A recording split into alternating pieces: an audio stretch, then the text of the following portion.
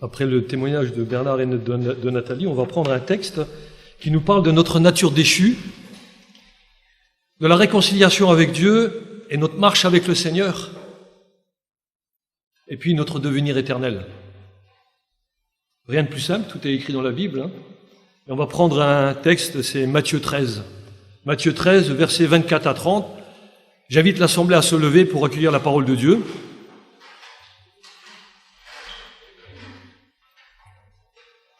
Je fais la lecture, Matthieu 13, versets 24 à 30.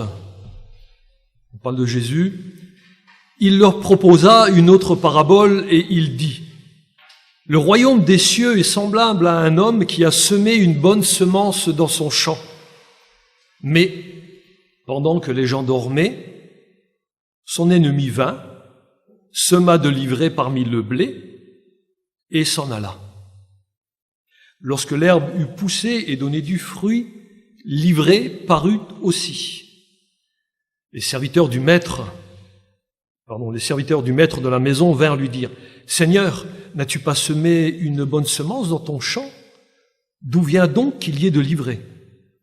Il leur répondit: c'est un ennemi qui a fait cela. Et les serviteurs lui dirent: veux-tu que nous allions l'arracher? Non, dit-il, de peur qu'en arrachant l'ivraie, vous ne déraciniez en même temps le blé. Laissez croître ensemble l'un et l'autre jusqu'à la moisson, et à l'époque de la moisson, je dirai au moissonneur: arrachez d'abord l'ivraie et liez-la en gerbe pour la brûler, mais amassez le blé dans mon grenier. Amen. J'invite l'Assemblée à s'asseoir, on va prier. Oui, merci Père éternel, parce que tu nous donnes encore l'occasion aujourd'hui de prendre ta parole, de nous laisser enseigner, de nous laisser conduire, parce que ton esprit est là dans ta parole. Elle veut nous révéler encore des choses merveilleuses pour notre édification personnelle, mais aussi commune dans l'Assemblée. Merci Père, parce que en Christ, Seigneur, tu nous as donné un si grand Sauveur, et il nous parle encore aujourd'hui à travers ce texte. Merci Seigneur pour cela, et que dans ta grâce, d'autres personnes puissent prendre position aujourd'hui pour déclarer que tu es vraiment le Seigneur et Sauveur dans leur vie. Amen. Alors nous voyons dans ce texte du jour une parabole. Alors, elle nous est donnée pour que nous comprenions la place de la grâce de Dieu dans notre vie. Et le mot parabole vient de deux mots grecs, c'est para et bello, qui signifient mettre côte à côte afin de regarder ce que ça signifie. Donc on les place l'un à côté de l'autre et on regarde. Et Matthieu, là, il nous décrit exactement ce que Jésus dit.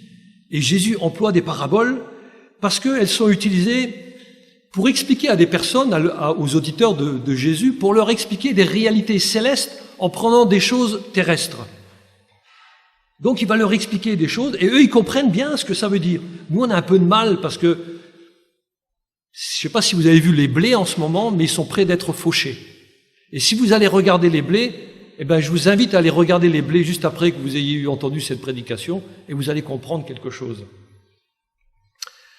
Alors, Jésus nous parle ici parce qu'il veut éveiller notre curiosité et il fait une distinction là entre le royaume des cieux et le royaume de Dieu. Ici, il est parlé que du royaume des cieux. Parce que le royaume des dieux, voyez-vous, il est spirituel et il n'y a que des âmes régénérées qui entrent dans ce royaume par la nouvelle naissance. Aussi, dès qu'une âme se convertit à Christ, eh bien, elle passe de la mort à la vie et elle devient maintenant une âme vivante. Elle est délivrée de la puissance des ténèbres pour être transportée dans le royaume de Dieu. Alors, les lois du royaume de Dieu, maintenant, eh bien, elles deviennent son mode de vie parce qu'elle va l'appliquer à sa vie. Par contre, le royaume des cieux, cité ici en Matthieu, nous présente une sphère où différentes personnes prétendent appartenir à Dieu. Vous saisissez la nuance, hein? Et dans ce monde dans lequel nous vivons, eh bien, il y a un mélange de vrais et de faux croyants. Vous traversez la rue, vous en rencontrez. Vous avez des gens qui disent appartenir à tel et tel organisme, Ils s'appellent chrétiens, mais c'est pas des vrais croyants. Alors, les uns, voyez-vous, possèdent Christ. C'est parce que c'est Christ qui est en eux, donc ils sont en Christ.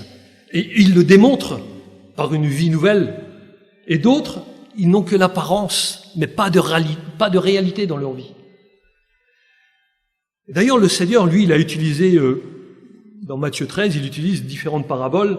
Et on a vu il y a quelques mois, ou peut-être l'année dernière, la parabole des 4 terrains. Sur les 4 terrains, il n'y en a qu'un seul qui est bon. C'est la bonne terre, là où la semence est venue, elle a poussé, et puis elle a donné un épi qui porte de la semence, qui va redonner de la semence, qui va porter un épi, qui va redonner de la semence, etc., etc. Ça, c'est faire des disciples. Alors vous comprenez que là, maintenant, Jésus nous parle de quelque chose aussi. Il y a la semence. Il faut bien saisir que si quelqu'un n'a pas l'esprit de Christ, il ne lui appartient pas. Et l'on reconnaît l'un par rapport à l'autre. Par rapport à quoi? Par rapport aux fruits qu'il porte. Alors, dans la parabole, chaque détail n'a pas une signification précise. Sinon, on risque de faire dire à ce que nous venons de lire des doctrines un peu bizarres, quand c'est pas manifestement complètement faussé, quoi. Donc on doit être attentif parce que le but de la parabole, c'est quoi? C'est de faire saisir à ceux qui écoutent la parole une ou plusieurs vérités de base. Et j'espère pouvoir vous le faire par la grâce de Dieu que le Seigneur me donne de prêcher. Alors mon titre du message sera « Soyez de la bonne graine ». Alors je vous invite à suivre avec moi 4 points dans cette instruction. C'est le plan de Dieu dans la création, la manœuvre de Satan et sa malédiction, la cohabitation et ainsi que la moisson. Alors le plan de Dieu dans la création. La Bible, elle nous présente le plan de Dieu en ce que Dieu est créateur. Il fait venir à l'existence ce qui n'existait pas. Et chaque fois que Dieu crée, il est écrit que cela était bon. Et quand Dieu a achevé toute la création avec l'homme, donc la créature, il est précisé que l'ensemble était très bon. Voyez-vous comment Dieu fait les choses merveilleuses. Et que s'est-il passé par la suite? Eh bien voilà, comme nous le dit le texte de jour, nos parents se sont endormis.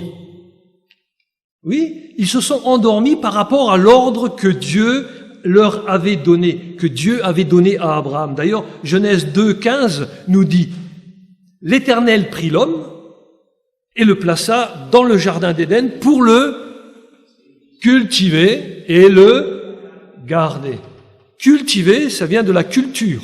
Il faut faire de la culture, donc il faut cultiver. On ne reste pas là à rien faire. Et le garder. Donc on va le préserver de quelque chose.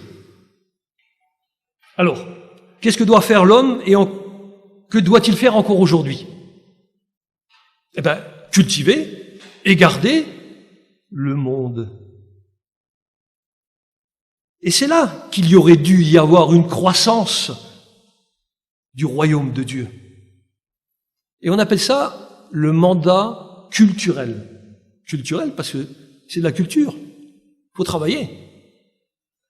Dieu avait donné ce mandat à Adam et il lui avait donné l'intime ordre de le garder de toute intrusion. Et il lui avait donné cet ordre aussi de cultiver, c'est-à-dire de faire fructifier la création que Dieu avait placée sous son autorité. Alors l'intention du Dieu créateur, c'est que l'homme créé à l'image de Dieu devait être celui qui devait régner sur la création. Il devait être le gardien de cette même création en le préservant de quoi? De la corruption, afin de pouvoir le présenter à la gloire de Dieu. C'est, selon le commandement en Genèse 1,28, Dieu les bénit et leur dit « Soyez féconds, multipliez et remplissez la terre et assujettissez-la. » Ça veut bien dire un mandat qu'il a donné à l'homme.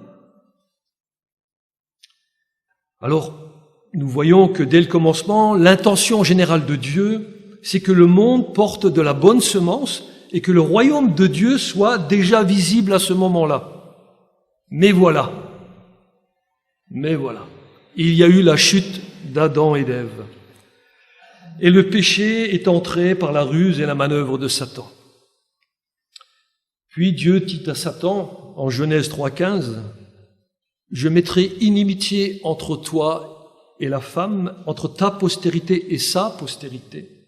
Celle-ci t'écrasera la tête et tu lui blesseras le talon. » Vous avez remarqué peut-être que par ces paroles, Dieu avait déjà semé la semence de réconciliation qui viendrait par Jésus-Christ. Oui, parce que lui, Jésus-Christ, allait être obéissant en toutes choses à ce que Dieu voulait. Jésus-Christ a été semé dans le monde comme étant une promesse. Voilà le plan de Dieu dans la création. Et ce n'est que quand Christ s'est incarné en prenant naissance à Bethléem, la maison du pain, le blé, on fait du pain, dans la maison de Bethléem, cela est devenu une réalité. Puis Christ écrasa la tête du serpent, Jésus écrasa la domination de Satan, le pouvoir maléfique, ça a été écrasé. Jésus a détruit toute la puissance et tout le règne maléfique de Satan en expiant nos forfaits, nos péchés. Jésus les a pris sur le bois de la croix et c'est par sa résurrection que nous savons que Christ a vaincu la mort et son corollaire de péché et c'est en Christ que nous avons un salut éternel. Ça, c'est la semence que Dieu voulait pour l'humanité. Et c'est ce que Dieu veut encore pour l'humanité aujourd'hui. On va prendre l'explication du blé et de l'ivraie que donne Jésus à ses disciples en lisant les versets 36 à 43. En parlant de Jésus, alors il renvoya la foule et entra dans la maison. Ses disciples s'approchèrent de lui et dirent « Explique-nous la parabole de l'ivraie et du champ. » Il répondit « Celui qui sème la bonne semence, c'est le Fils de l'homme. Le champ, c'est le monde. La bonne semence, ce sont les fils du royaume. L'ivraie, ce sont les fils du malin. L'ennemi qui l'a semé, c'est le diable. La moisson, c'est la fin du monde. Les moissonneurs, ce sont les anges. Or, comme on arrache l'ivraie et qu'on la jette au feu, il en sera de même à la fin du monde. Le Fils de l'homme enverra ses anges qui arracheront de son royaume tous les scandales et tous ceux qui commettent l'iniquité, et ils les jetteront dans la fournaise ardente où il y aura des pleurs et des grincements de dents.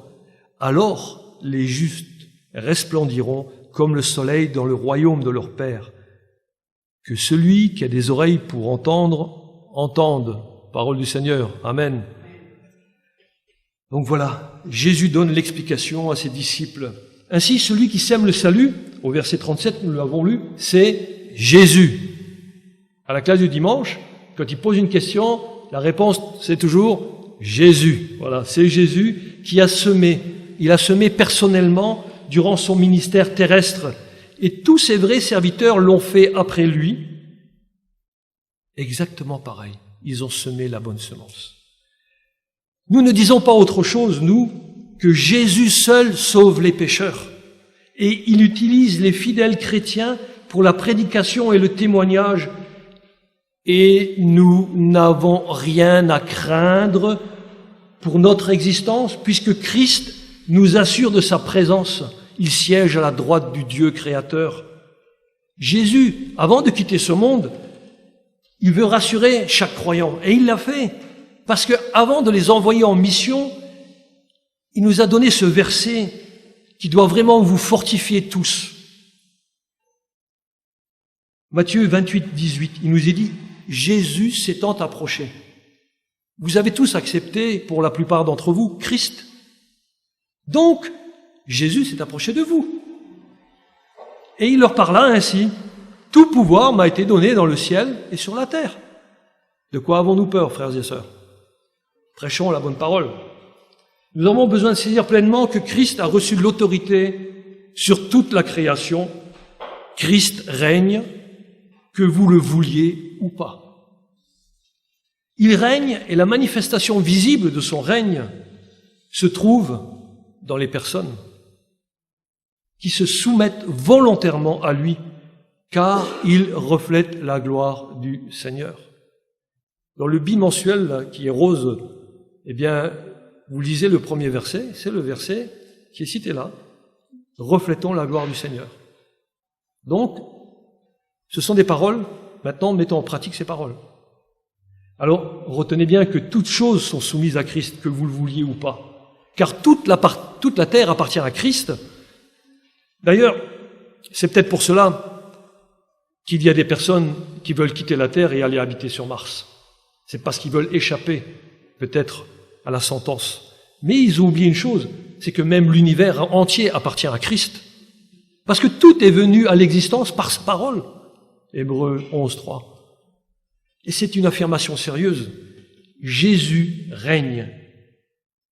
Il a été élevé sur la croix du calvaire pour porter nos péchés, pour montrer combien l'amour de Dieu et la miséricorde s'étendaient à l'humanité entière.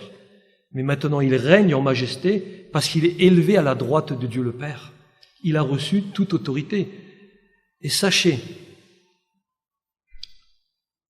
que tous ceux qui n'ont pas encore fait la paix avec Dieu, eh bien, vous êtes simplement tolérés dans ce royaume ici, sur cette terre. Parce que Dieu donne encore un peu de temps aux personnes pour se convertir. Parce que bientôt viendra la fin. Comme ça va être le début de la moisson, là, un jour, ça sera aussi le début de la moisson céleste. Ne vous laissez pas, pendant ce temps-là, abuser par des fausses doctrines. Cherchez dans la Bible, qui est la parole de Dieu, l'instruction pour vos âmes, et par la foi de Dieu en Christ, vous sortirez justement de ce deuxième point, c'est de la manœuvre de Satan et de sa malédiction. Satan, voyez-vous, a perverti la relation de nos parents, parce qu'avant ils étaient avec Dieu. C'est lui, Satan, qui a semé l'ivrée. Et savez-vous ce que signifie ce terme d'ivrée en grec? Je vous le dis en français, il donne le mot de zizanie. C'est ce que Satan a semé. Il a semé la zizanie au sein du premier couple. Et depuis, il n'a de cesse de vouloir continuer.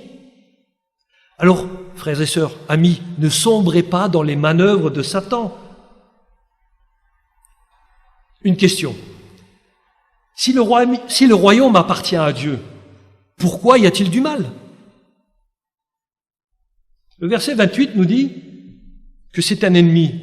En grec, ça signifie un homme hostile à Dieu. C'est lui qui a fait ça, cet homme hostile à Dieu. Et il y a eu une réelle répercussion sur le monde, comme nous le précise Romains 5.12, qui nous dit, c'est pourquoi par un seul homme, le péché est d'entrer dans le monde, et par le péché la mort, et qu'ainsi la mort s'est étendue sur tous les hommes, parce que tous ont péché en Adam. Vous aurez compris que Adam, le premier homme, s'est laissé corrompre par Satan, et le péché est entré dans le monde. Voilà l'origine du péché. Alors, en quoi consiste la ruse de Satan aujourd'hui? La ruse de Satan consiste à semer une graine qui ressemble à la bonne semence. Pourtant, cette semence que Satan sème, au lieu de donner la vie, mène à la mort. Tout comme quand on ingère, donc il faut manger cette semence qui est livrée, qui est l'œuvre de Satan et de sa malédiction, on va mourir. Alors, qu'est-ce que l'ivraie? L'ivraie, voyez-vous, est une graine de la même famille que le blé. Par contre, l'ivraie produit une graine toxique. C'est un poison mortel. D'autre part, il empêche, là où il est semé, il empêche le blé de se développer normalement en épuisant le sol. Voyez-vous. Alors au départ, les deux plantes sont identiques tant qu'elles restent en herbe, c'est-à-dire tant qu'elles sont jeunes. Mais quand elles montent en graines, on reconnaît ce qui est bon de ce qui n'est pas bon. C'est à leurs fruits que vous les reconnaîtrez, nous a dit Jésus, n'est-ce pas? Donc on doit faire attention. Et la différence apparaît à la moisson. L'ivrée, elle, va se dresser fièrement sur son épi, qui est vraiment un signe d'orgueil, et c'est bien là une semence de Satan qui est destinée au feu de l'enfer. Par contre, le blé, en revanche, lui, quand il grandit, il va porter un épi qui va ployer, s'incliner sous le poids du fruit qu'il porte, comme un homme qui se prosterne devant Dieu pour lui rendre toute la gloire du fruit qu'il porte. Et ce fruit, il va demeurer jusque dans l'éternité. Ce qui implique que si le blé et l'ivraie cohabitent, ça veut dire que le monde est composé de deux personnes. Ceux qui représentent la bonne semence du blé, ce sont les gens qui ont accepté Christ et qui sont régénérés. Ils représentent donc les enfants de Dieu. Et puis il y a les autres qui n'ont pas accepté Christ et qui sont par nature de l'ivraie. Ce sont ceux qui représentent les enfants du diable. Ne soyez pas choqués, c'est la réalité. Des fois, quand on parle comme cela, les gens sont choqués. Mais nous étions tous pareils avant, des enfants du diable. Jésus, lui, en parlant de l'ivraie, parle de quelque chose que les personnes de l'époque connaissaient bien. Pourquoi? Parce que semer des graines sauvages dans le champ d'un voisin était un crime qui était puni par la loi romaine. Ainsi, les hommes qui sont assimilés à l'ivraie auront à subir pareillement la loi de Dieu dans les tourments éternels. Ça, c'est la malédiction de Satan. Alors, pourquoi Christ sème-t-il des croyants dans les différents endroits du monde? La plupart ne sommes pas tous nés de cette région, nous venons de partout. Pourquoi Christ sème-t-il de vrais croyants dans différents endroits du monde? Afin de sauver encore d'autres personnes. Mais oui, si vous êtes sauvés, c'est que par votre témoignage, par votre service, d'autres personnes puissent être amenées à Christ pour la gloire de Dieu. Et c'est l'appel de Jésus en Jean 15,16, parce qu'il nous appelle à cela. Il nous dit quoi? Ce n'est pas vous qui m'avez choisi, mais moi, je vous ai choisi. Et je vous ai établi, afin que vous alliez et que vous portiez du fruit, et que votre fruit demeure, afin que ce que vous demanderez au Père en mon nom, il vous le donne. Ce que vous allez demander au Père, c'est quoi? C'est que vous soyez capable d'accomplir ce que la parole vient de dire. C'est que on reconnaît que c'est Jésus qui nous a choisis, c'est lui qui nous a établis, c'est lui qui nous demande d'aller, c'est lui qui nous dit de porter du fruit, et il nous demande même que notre fruit demeure, donc on doit cultiver et protéger ce que nous avons. C'est ça, la prière auprès de Dieu. C'est glorifier Dieu partout où il nous a mis en portant du fruit.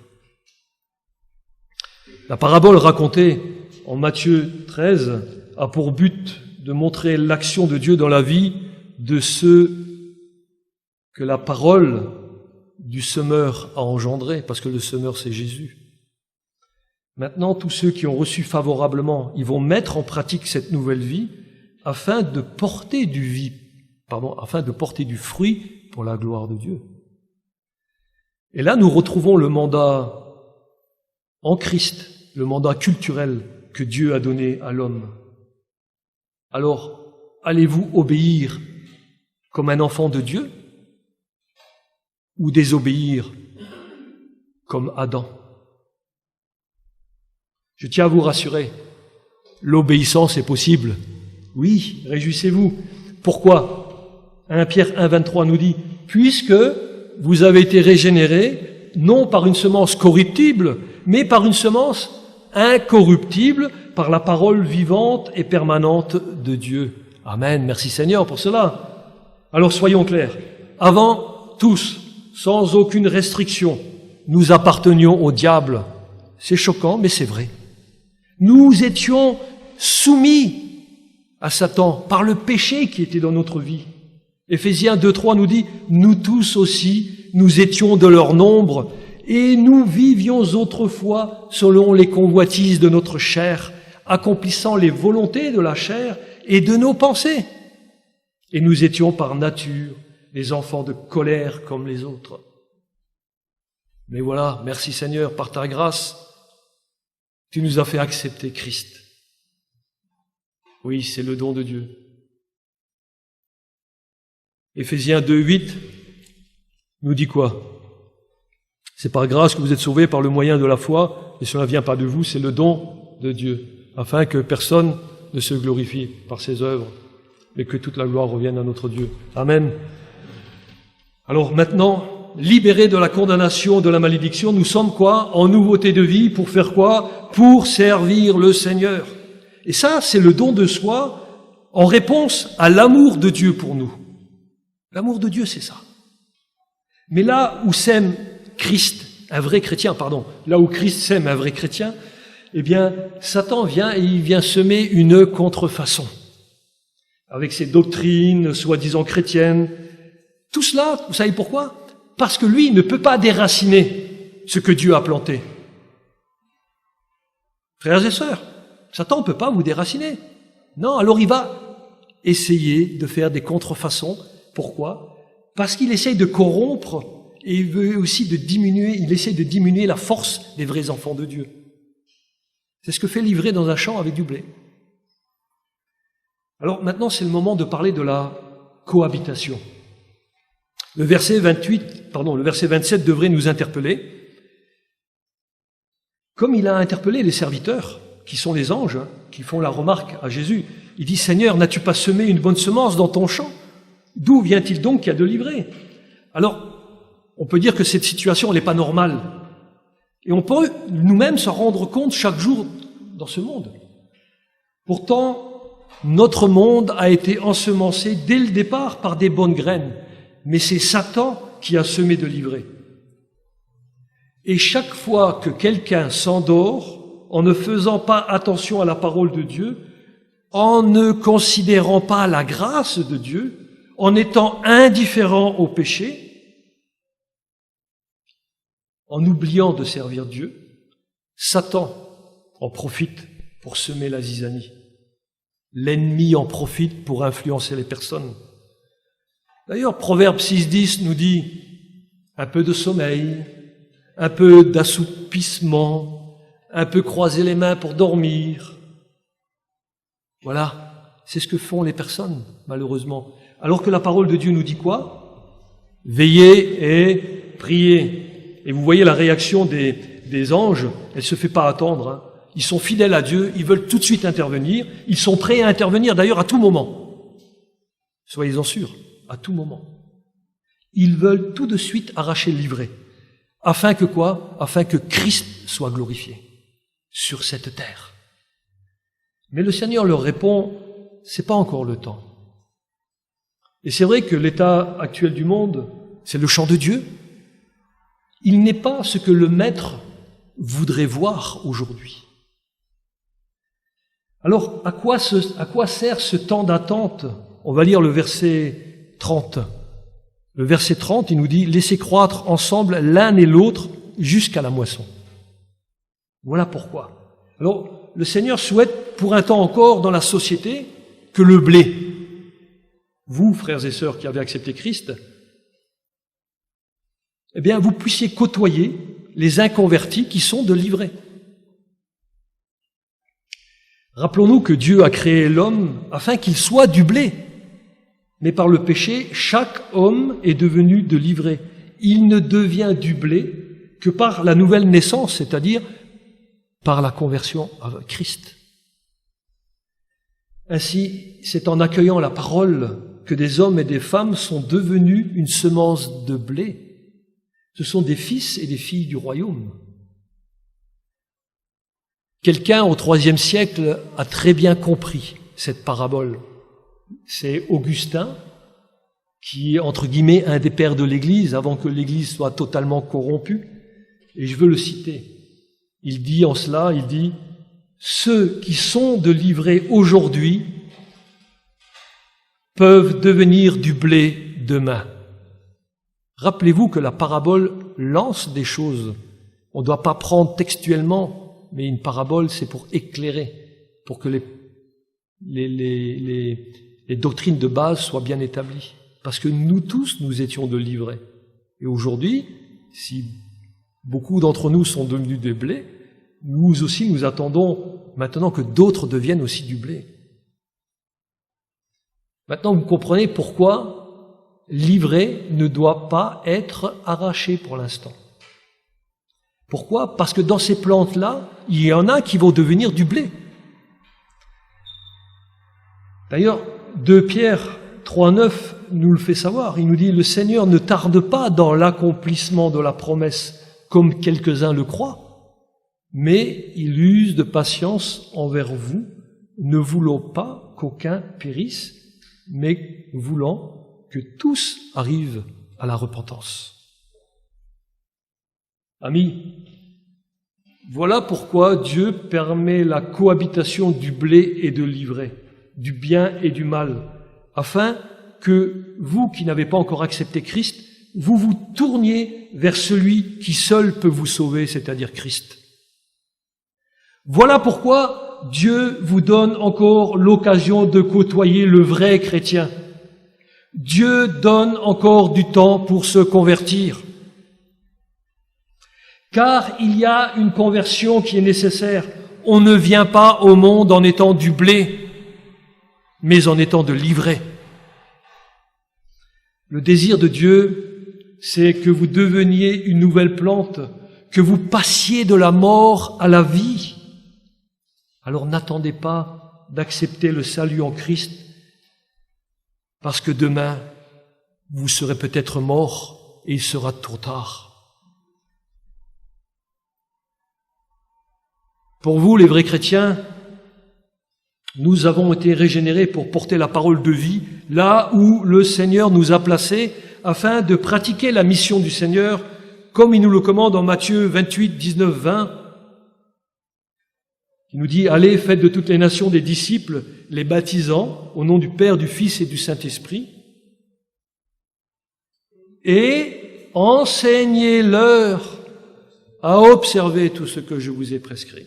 Et voici, je suis avec vous tous les jours jusqu'à la fin du monde. » Et quand on remplit ce mandat-là, ce mandat que Dieu nous a donné, eh bien, Christ, il est avec nous tous les jours. Mais si on somnole, on s'endort, Christ ne peut pas être avec nous. Parce qu'il n'est pas avec nous dans la puissance qu'il voudrait être, dans ce qu'il voudrait démontrer dans ce monde. Voilà, nous sommes appelés à gagner les autres pour Christ, par sa puissance en nous. Nous ne sommes pas appelés à déraciner non plus l'ivraie, mais nous sommes appelés à présenter l'évangile de la grâce. Et c'est à ce moment qu'il y aura un changement dans la société, dans le changement dans le cœur des personnes qui vivent dans ce monde. Et cela se verra tout autour de nous. La leçon à retenir pour nous aujourd'hui, c'est que nous sommes appelés à être du blé parmi l'ivraie. Oui, il est encore temps de le faire, parce qu'un jour viendra la fin et ça sera le temps de la moisson. C'est mon 4e point, c'est la moisson. Christ, voyez-vous, il est venu il y a 2000 ans, il est venu pour apporter le salut. Mais lors de sa prochaine venue, il viendra avec ses saints anges et ils arracheront toutes les racines du péché et ceux qui pratiquent le mal. Et ils les jetteront dans la fournaise ardente où il y aura des pleurs et des grincements de dents. Alors, l'un sera pris pour aller en enfer et l'autre restera pour entrer dans le millénaire avec Christ. Les justes, eux, voyez-vous, je vous vois, donc j'espère vous revoir aussi, et j'espère qu'on se verra aussi là-haut. Eh bien, on va être amassés et on va resplendir de la gloire de Dieu. Parce que vous aurez démontré votre appartenance durant votre vie terrestre et nous serons tous ensemble dans la présence du Seigneur pour le louer éternellement. Mais pour l'instant, le Seigneur permet que les deux vont croître, aussi bien le blé que l'ivraie. Et quand le temps sera venu, parce que l'iniquité sera à son comble, alors ça sera la fin. Ça sera le temps de la moisson. Il y a là aussi un avertissement. Cette parabole ne permet pas non plus de justifier une certaine tolérance au péché dans différentes églises. Parce qu'il y a des églises locales qui affichent justement ce genre de choses. Parce qu'ils préfèrent garder le mal en leur sein plutôt que de dire c'est pas possible. L'église locale représente l'église de Christ, c'est pas ce qu'elle doit faire. C'est pour ça qu'on a besoin de trouver une église où la parole de Dieu est prêchée, et quelquefois, oui, ça fait mal. Mais merci Seigneur. Parce que là où il y a du fruit qui est peut-être porté, eh bien le Seigneur va émonder encore, comme le cep de vigne, où il va émonder donc le sarment, afin qu'il porte encore plus de fruits. Et donc, oui, merci Seigneur. On va encore porter du fruit, et du fruit à ta gloire. Et moi, je veux me réjouir avec mes frères et sœurs pour cela. Alors, rappelons-nous bien que le champ, c'est le monde, mais pas l'Église. Dans l'Église, il n'y a pas de livret. C'est pas possible. L'Église, voyez-vous, elle doit se préserver de la corruption qu'il y a dans le monde. Et on doit faire preuve de discernement. Alors, bien sûr, nous acceptons toutes les personnes qui sont venues dans l'Église. Nous les acceptons toutes. Pourquoi? Parce que vous êtes du blé en devenir. Vous avez beau être de livret quand vous franchissez la première fois une porte d'église dans la volonté de Dieu, une église biblique, eh bien, vous êtes du blé en devenir. Et nous voulons nous réjouir avec vous de ce que vous allez devenir. On veut se réjouir tous ensemble. Mais en attendant, on doit faire preuve de discernement. On accepte les personnes qui viennent dans l'église, mais on n'accepte pas tout ce qu'elles véhiculent. Voilà, parce qu'il y a des fausses doctrines, et nous aurons à rendre des comptes à Christ par rapport au travail que nous avons fait dans l'Église, et aussi notre travail de cohabitation en portant du fruit. Alors, il faut vraiment saisir ce pourquoi nous sommes ici dans l'Église, et aussi pourquoi nous sommes dans le monde, pour porter le message de réconciliation avec Dieu par Jésus-Christ.